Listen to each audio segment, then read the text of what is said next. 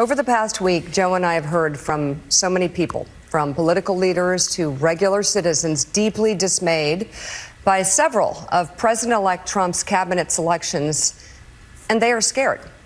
Last Thursday, we expressed our own concerns on this broadcast and even said we would appreciate the opportunity to speak with the president-elect himself. On Friday, we were given the opportunity to do just that.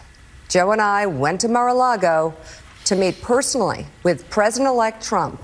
It was the first time we have seen him in 7 years. Now, we talked about a lot of issues, including abortion, mass deportation, threats of political retribution against political opponents, and media outlets. We talked about that a good bit.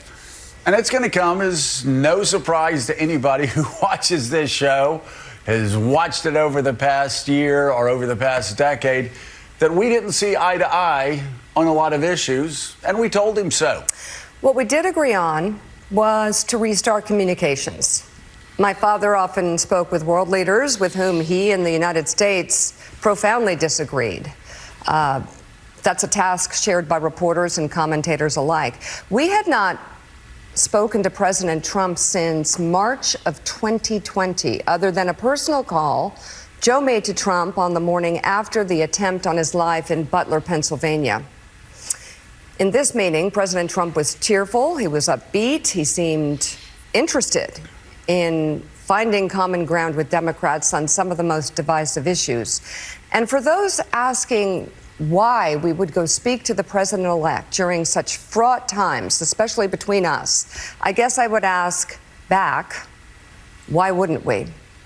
5 years of political warfare has deeply divided Washington and the country. We have been as clear as we know how in expressing our deep concerns about President Trump's actions and words in the coarsening of public debate. But for nearly 80 million Americans, election denialism, public trials, and January 6th were not as important as the issues that moved them to send Donald Trump back to the White House with their vote.